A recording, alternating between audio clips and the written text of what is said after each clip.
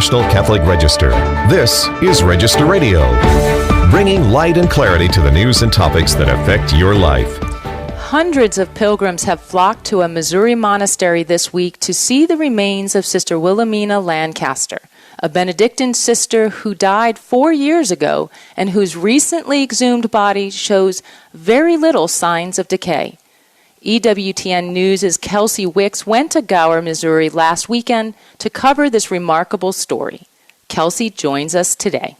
I'm Jeanette DeMello, Executive Director of the National Catholic Register and your host of Register Radio. I'm joined by my co-host, Matthew Bunson, who is EWTN News' Executive Editor.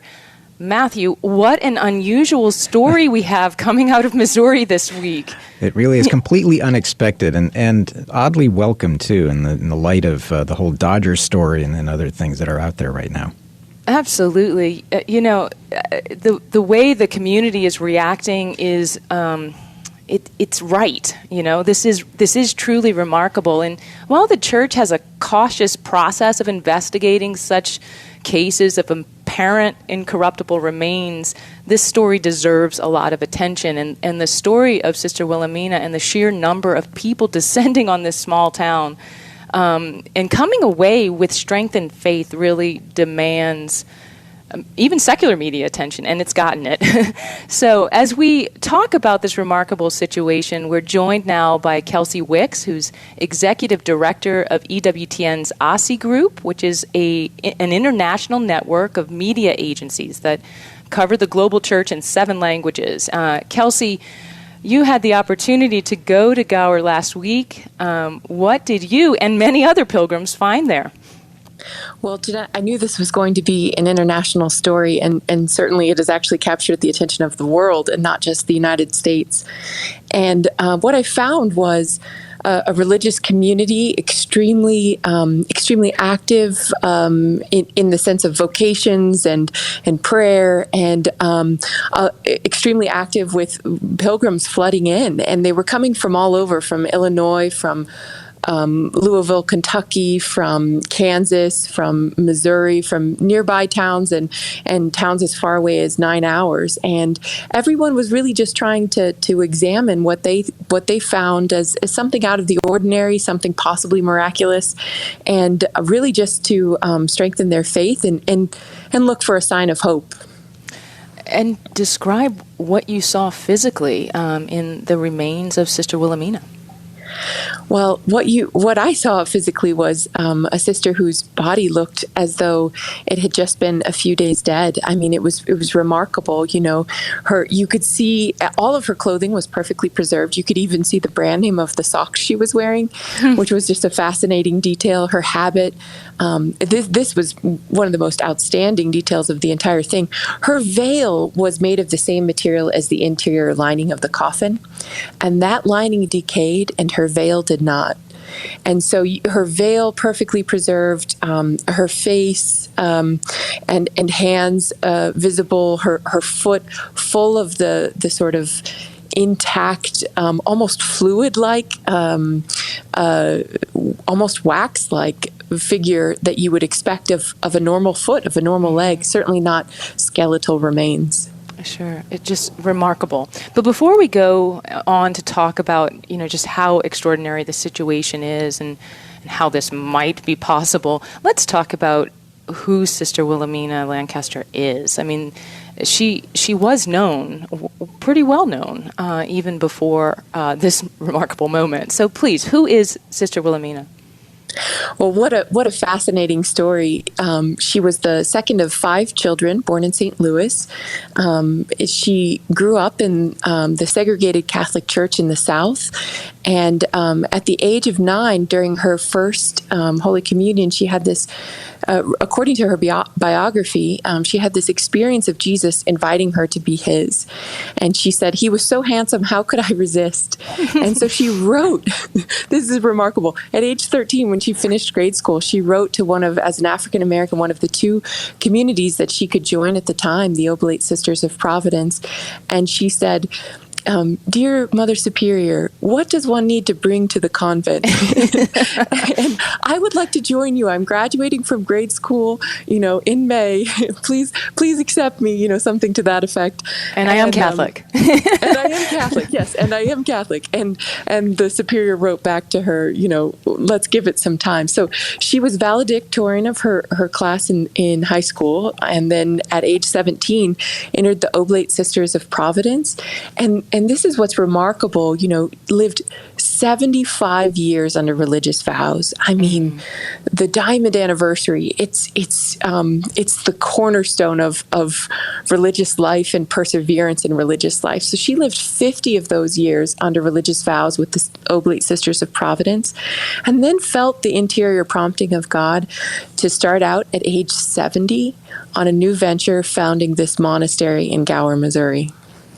It's truly remarkable. Of course, she was also known, the sisters, the Benedictine Sisters of Mary, are known for their devotion to the traditional Latin Mass, to Gregorian chant, to Benedictine contemplation, to the Liturgy of the Hours.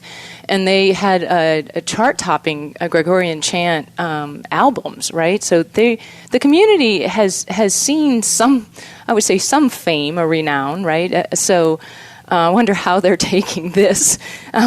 You were able to talk to the abbess of the community, Mother Cecilia. She was one of the first, really was the first to see the body. How has she reacted first to that experience, but really to the whole experience that has unfolded these days? Well, I can't wait to tell you the story of the abbess. I'm just going to make one footnote on the Gregorian chant and the traditional Latin Mass. All of that was really the imbuing of Sister Wilhelmina's spirit into the community that she founded.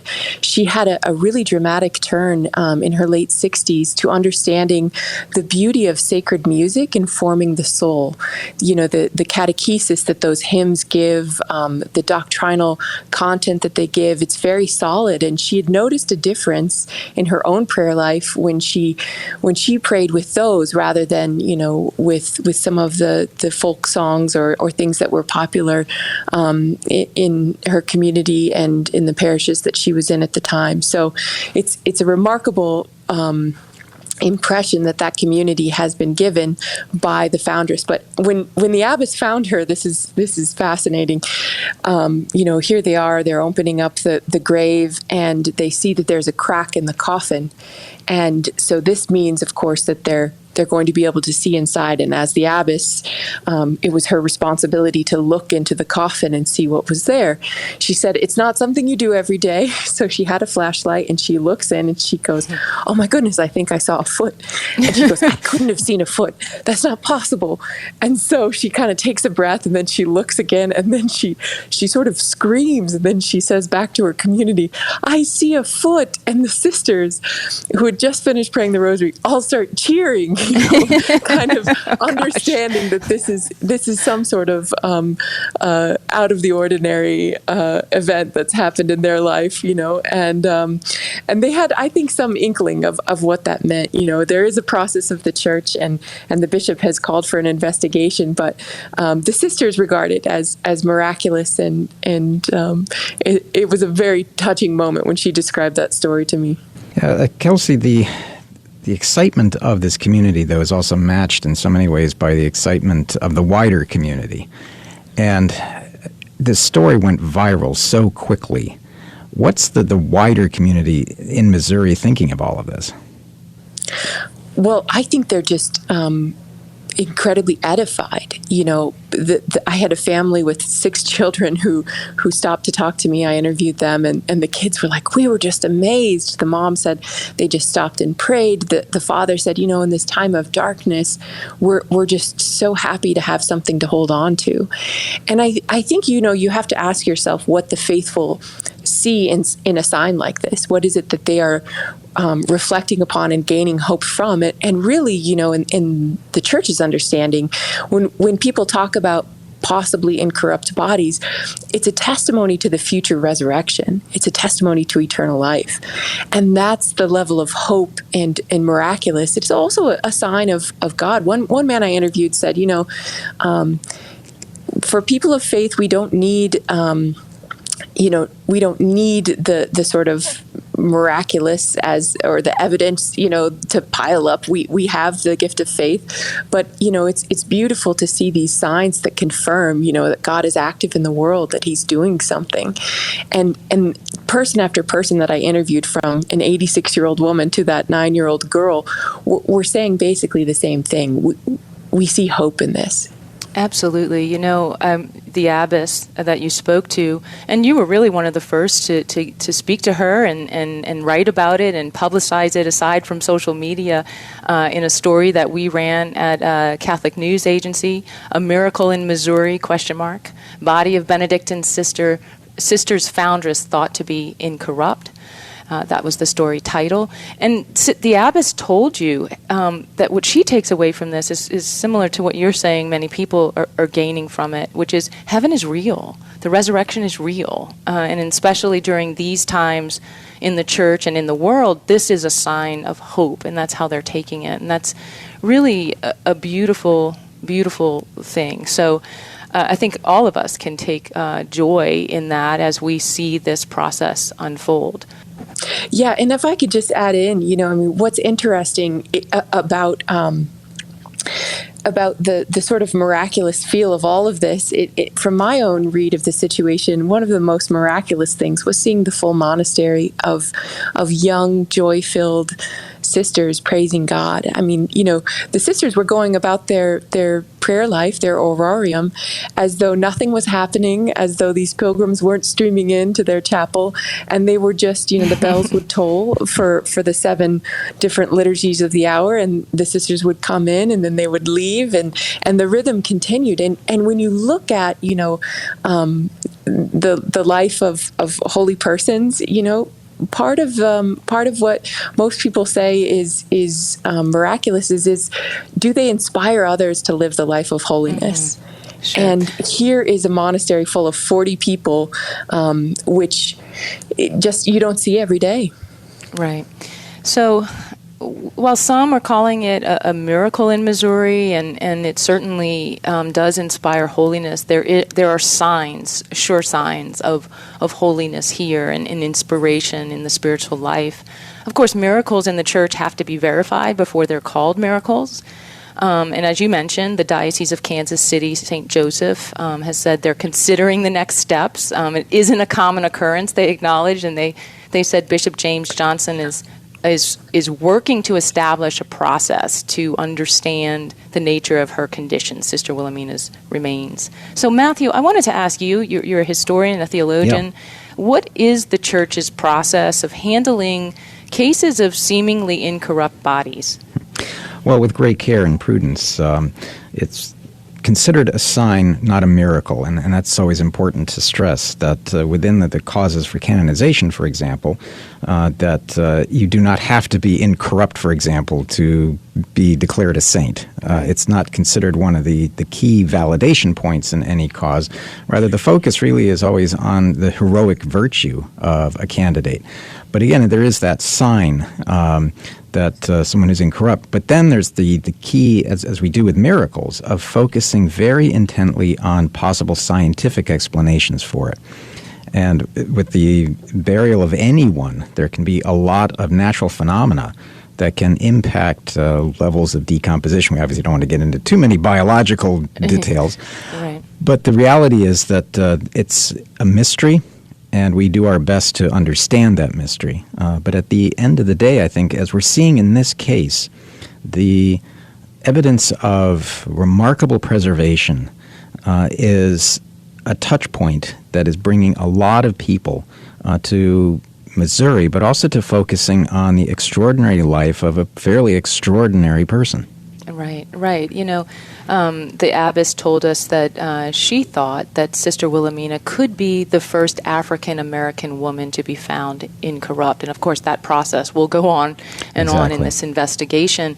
But also, we should say, a cause for canonization hasn't been started for this woman. So Precisely. That's a very long process. And if that were to take place, that would take place in time. Right. It's even worth noting that typically certain dispensations can be given, but a minimum amount of time is 5 years before a cause can even start, before a cause can open. I mean, so you need 5 years after the person passes before the so-called diocesan phase can even get underway, or you can request permission for a cause to start. And Sister Wilhelmina, I believe, Kelsey, correct me if I'm wrong, passed away in 2019. And That's we're not correct. suggesting that there's going to be a cause for canonization, but this is why the Church always proceeds with such great prudence in all of these matters, because they're really important spiritually for all of us. Right. So this is Register Radio on EWTN. We have been talking about the mysterious case of Sister Wilhelmina Lancaster, whose remains were found in a very preserved state 4 years after she'd passed. This is Jeanette DeMello and Kelsey Wicks and Matthew Bunson and EWTN News crew here having this conversation on Register Radio. So, Kelsey, we have been doing some research at Catholic News Agency. Joe Bakuris has been contacting experts in mortuary science to just ask about the conditions of her body. And I think we should go over a few facts. One, she was not embalmed, correct? That is correct. According to what the abbess told me, she was 9 p.m. on the Vigil of Ascension, left for the Father's house, and then was waked for the day after that, and then buried. They had everything ready to go, and so they just placed her in her casket and buried her quite simply. And it was a burial in a graveyard, no concrete tomb, overlayment of that. It was just in the earth, and it was a simple hand-crafted coffin. And when they found the coffin, it had been cracked through, correct? That is correct. And that's one of the interesting points that Joe in his research has been pursuing with these professors of mortuary science. And it does suggest a number of things that could have happened, right? Where were the insects that would have decomposed certain things? Because with the crack in there, there certainly would have been that level of exposure. Where there was water, the abbess speaks about each member of the community sort of touching the foot with the socks, and the foot being damp and the socks being damp. We all know what it's like when you go camping and you have rainy gear, and it starts to mold and can quickly become into tatters. How long was the crack in the coffin there? We don't exactly know, but it certainly was there for a long enough time for mold and water to enter into the coffin. Right. And so what we're finding, these experts that we have been talking to, they have expressed surprise. They said 4 years later, you would expect to find a severely decomposed body. And you would also find a smell. And there have been pilgrims who have testified. Joe talked to one who said that there was no smell. In fact, one pilgrim said they smelled more like a sweet, flowery aroma as they visited the body. And you were there yourself, and you reported no smell. That's correct. Yes. I mean, what was remarkable to me was there was no smell, and pilgrims had laid flowers next to her body. And, flowers without water after one day had begun to shrivel and dry up and decay. And then here's Sister's body, and it's been out at the point, after 4 years dead, at the point I visited, 3 days it had already been out, exposed to the atmospheric conditions, which should have, if underground hadn't created those conditions, which you would think that the exposure to the atmospheric conditions would then create a new level of decay and corruption, and yet there it was. That's right. And we've talked to pilgrims who were there more than a week after, so it hasn't yet yielded to a foul odor or anything like that. So what we talked to the scientific experts about was also something called grave wax. The sisters said they found a layer of mold on her body at first, and on her clothing, which they cleaned off. The clothing you see in the pictures is the clothing she was buried in, right? And that is correct. And so some have said, is this grave wax? This is a phenomena that happens with the kind of the fatty tissue of the body creating like a soap-like tissue just over a layer over the skin, and it can preserve a body, and this has happened in other cases. But when we've asked about this, the experts have also thought this doesn't sound like that kind of case where it would be a highly alkaline atmosphere or a very cold atmosphere that would create such a situation. So again, even with some natural phenomena, natural situations of this happening, experts are saying they don't really see that situation here. Of course, we need, it needs to be researched. It needs to be precisely investigated by people there who are knowledgeable of this kind. But I did want to share one thing that one scientist said, and let me find it here. This is a developing story, but he is a Catholic, and he said, if I saw this, even with my scientific knowledge, that I would have a devotion to this woman. It was really quite remarkable. This story can be read at CNA, at Catholic News Agency, by Joe Bacoris, and we'll continue to do work, to uncover what is going on here. But Kelsey, please tell us what the next steps are. This is Memorial Day weekend. Pilgrims are flocking. What are the next steps?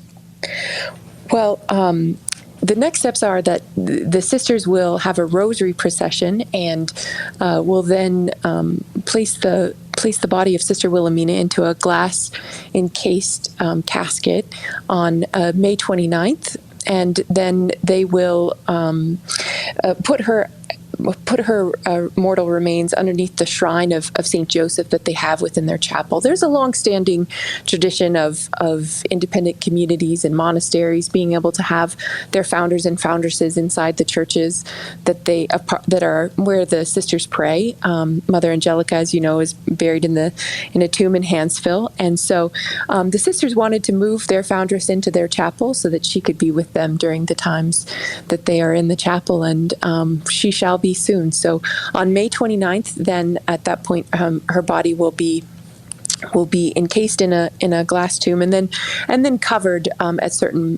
at various intervals, uncovered, but mostly covered because of certain prescriptions that the church has against putting her on display for various reasons, most of which are due to the cause that could potentially be opened for her canonization. Mm-hmm. Matthew, would you have anything more to add about, maybe just a reminder of the process of canonization? I mean, it's quite long. You said it has to be 5 years, but what more? Well, then you have you request permission from the Holy See to start a cause, at which point, once permission is granted, the candidate in question receives the title of Servant of God. And then you have a very lengthy diocesan phase where you have tribunals. I had the privilege of serving on one of the tribunals, on a historical commission for the cause of the Reverend Prince Demetrius Gallitzin. And speaking from that experience, it is truly exhaustive because you need to look at the history, the context, and the life of the candidate. And then it's even more complicated to be on the theological commission. Because you have to look at all of the writings and speeches, and many of these candidates were public figures. So once that is done and there are no serious objections that are discovered, the whole process is sent to Rome, sealed with wax, and sent to Rome, where the cause is validated by the congregation, now Dicastery for the Causes of Saints. And that's in many ways where the real work begins, because then you need a postulator on that side to craft. Basically, it's called a positio. It's a position paper arguing the heroic virtue of a candidate. And that there's no real time frame for that. That can take however long as it does. And it's an academic exercise, but it's also a spiritual exercise where the postulator helps us to get to know this candidate, but helps the dicastery to get to know the candidate too. And if all of that is approved, the Holy Father gives his permission for the declaration of heroic virtue, and they receive the title of venerable. Then the rest is pretty much up to God, because you need a miracle for beatification and a miracle for a canonization. And in some cases, it can take centuries. Right. I think it was Albert the Great, Albertus Magnus, he wasn't canonized until 1931, and he died in the High Middle Ages. Right. So, and this, you need a miracle, and this is not necessarily considered a miracle, incorruptibility. It's a sign, right? And so the miracles would be of another kind. I did find the quote that I was talking about. Dr. Barry Leese is the president and CEO of Pittsburgh Institute of Mortuary Science, and he says, if you're telling me this woman went into the ground uninvolved in a wooden box with no outer container in the ground, it was not sub-zero in Africa, I'm telling you, I'm going to start a devotion to this sister because something special is going on here. And I think that that's what we have to think about right now. There is something very special going on with Sister Wilhelmina, and we can stay tuned for what might be next. Kelsey, Matthew, thank you so much for your time and attention and in reporting on this case. Thank you so much. Remember, for more news, analysis, and commentary, check out the National Catholic Register online at ncregister.com. Thanks for joining us on Register Radio here on EWTN. For Matthew Bunson and our producer, Jeff Burson, I'm Jeanette DeMello, and I pray that until next week, God bless you.